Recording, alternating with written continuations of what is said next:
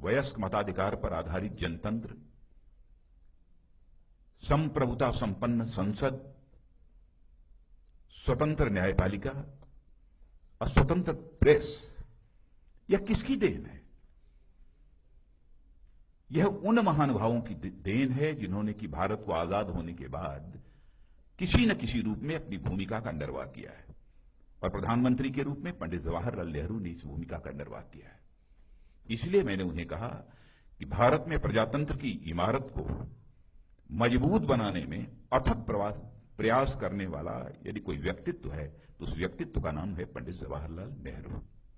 Indian Institute of Management, Indian Institute of Technology और Indian Institute of Science है, कई ऐसी संस्थाओं की स्थापना हुई थी।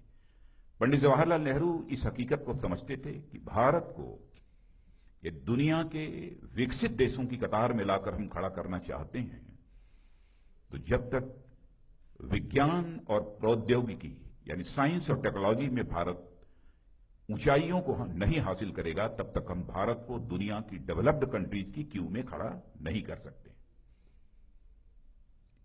यह उनकी सोच थी।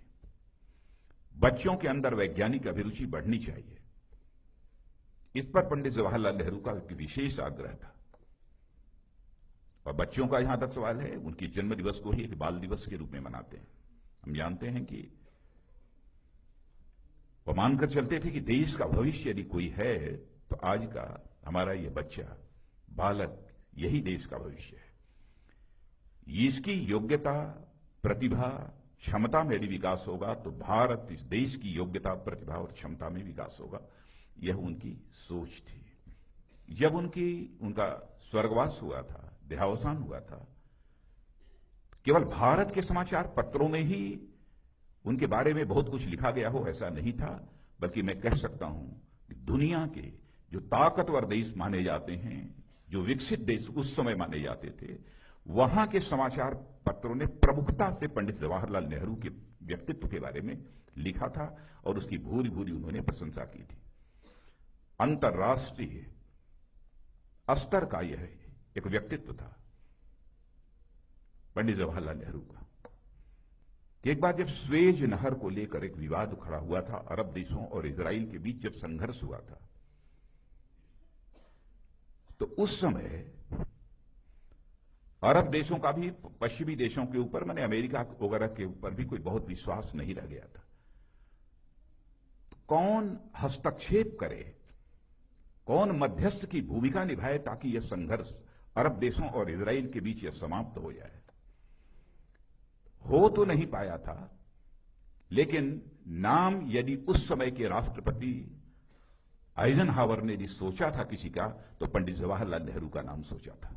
माने इस अंतर्राष्ट्रीय स्तर का ऐसा एक व्यक्तित्व पंडित जवाहरलाल नेहरू का।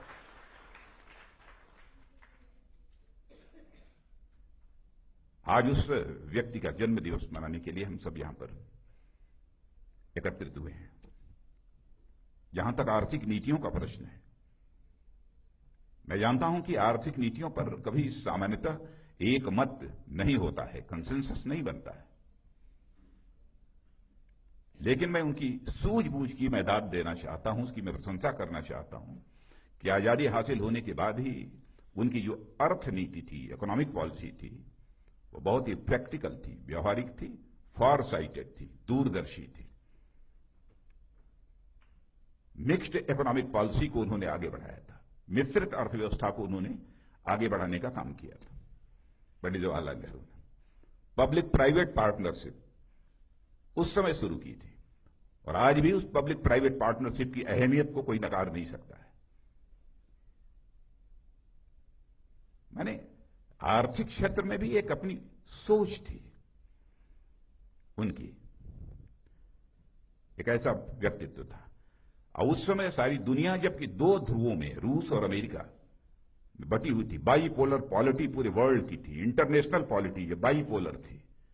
कुछ देश रूस के साथ थे, कुछ देश अमेरिका के साथ थे। यह साहस करना कि नहीं, न रूस के साथ न अमेरिका के साथ हम किसी के साथ अलाइंड नहीं होंगे, किसी के साथ हम जुड़कर नहीं चलेंगे, बल्कि नॉन अलाइंड मूवमेंट, निर्गुट आंदोलन यदि चलाने का काम यदि किसी ने किया था तो पंडित जवाहरलाल नेहरू ने किया था। यह साहस का परिचय उन्होंने दिया। क्योंकि बड़ी बड़ी ताकतों से तो सब घबराते हैं, चाहे व्यक्ति हो अथवा देश हो, लेकिन उस समय भी नॉन अलाइंड मूवमेंट को चलाना ये कोई छोटी बात नहीं थी। पंडित जवाहरलाल नेहरू ने चलाया था। ऐसे व्यक्तित्व, हाँ, जहां तक मेरा भी प्रश्न है, उनकी बहुत सारे कुछ ऐसी नीतियां हैं जिन पर कि व्यक्तिगत रूप से मैं अपने को भी सहमत नहीं कर पाता हूं। लगता है कि कहीं ना कहीं कुछ रह गया हो। नीतियों पर हमारा मतभेद उनके साथ हो सकता है, लेकिन इतनी बात मैं दावे के साथ कह सकता हूं कि उनकी नीयत पर मेरा संदेह कभी नहीं हो सकता है। उनकी नीयत पर संदेह नहीं हो सकता, और नीतियों पर असहमति किसी की भी हो सकती है, उनके नीयत पर मैं संदेह नहीं कर सकता हूं। और हमारे जैसा व्यक्तित्व जो पंडित जवाहरलाल नेहरू को देखता है, तो मैं सच बतलाऊं, बहुत सारी नीतियों से असहमति होने के बावजूद मैं पंडित जवाहरलाल नेहरू को राजनीतिक आईने में नहीं देख पाता हूं, नहीं देखता हूं। यदि मैं पंडित जवाहरलाल नेहरू को देखता हूं तो राष्ट्रीय आईने में मैं देखता हूं पंडित जवाहरलाल नेहरू को, राष्ट्रीय आईने में देखता हूं, और देखना भी चाहिए। भारत के वो पहले प्रधानमंत्री, और उस विराट व्यक्तित्व का जन्मदिन मनाने के लिए हम सब एकत्रित हुए हैं। मैं तो यह मानता हूं कि ऐसे व्यक्तित्वों का जब जन्मदिन मनाया जाता है, उससे सबसे बड़ा लाभ क्या होता है। और विशेष रूप से मैं सारे जो महापुरुष हैं अथवा बहुत बड़ी बड़ी पर्सनालिटीज हैं, उनके जन्मदिन की ही बात नहीं करता हूं। विशेष रूप से जब आजादी हमको हासिल हुई थी, और आजादी हासिल होने के बाद जिन नेताओं ने भारत के निर्माण में अपनी भूमिका निभाई है, जिन नेताओं ने भारत के निर्माण में अपनी भूमिका निभाई है, उनका जन्मदिन मनाने का लाभ यह होता है कि हम ये समझ पाते हैं उनकी आकांक्षाएं उस समय क्या थी, उनका उद्देश्य उस समय क्या था, और वह कैसे भारत का निर्माण करना चाहते थे। इन सब सारी चीजों को हम समझ पाते हैं, इसीलिए उनका जन्मदिन मनाते हैं, इसीलिए उनका जन्मदिन मनाते हैं। आज इस पंडित जवाहरलाल नेहरू के जन्मदिन के अवसर पर कहने को बहुत कुछ है, इसलिए बहुत ज्यादा नहीं कहूंगा, लेकिन मैं कभी सोचता हूं कि उनके जिस प्रकार के परिवार में वो पैदा हुए, और पिताजी का जो एक हैसियत है, कोई एक स्तर उन सब की थी, एक चीज पर मुझे जरूर आश्चर्य होता है कि भाई ये इंडस्ट्रीज की बात करते थे, बड़े बड़े प्लांट्स, स्टील प्लांट्स वगैरह की बात की उन्होंने, और किया भी उस समय, बहुत कुछ किया उन्होंने। लेकिन शायद इस देश की ताकत, इस देश की अर्थव्यवस्था की ताकत जहां पर केंद्रित है, कृषि का क्षेत्र, एग्रीकल्चर सेक्टर, वो पंडित जवाहरलाल नेहरू की नजरों से अछूता नहीं था। पंडित जवाहरलाल नेहरू की नजरों से वो अछूता नहीं था।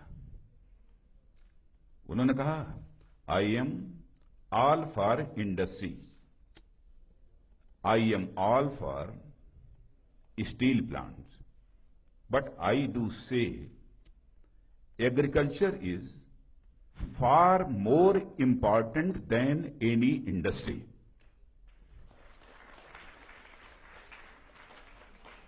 एग्रीकल्चर को भी अपनी नजरों से उन्होंने ओझल नहीं होने दिया। इस हकीकत को उस समय भी वो समझते थे कि केवल औद्योगिक विकास के माध्यम से हम इस देश की समस्याओं का समाधान कर पाएंगे, सभी नवयुवकों को हम रोजगार दे पाएंगे, अथवा इनकम डिस्पैरिटी, आमदनी की विषमता को हम मिनिमाइज कर पाएंगे, यह संभव नहीं है। शायद इसीलिए उन्होंने कहा कि हमारे लिए इंडस्ट्री, स्टील प्लांट से भी ज्यादा महत्व यदि है तो देश की कृषि का है, कृषि क्षेत्र का।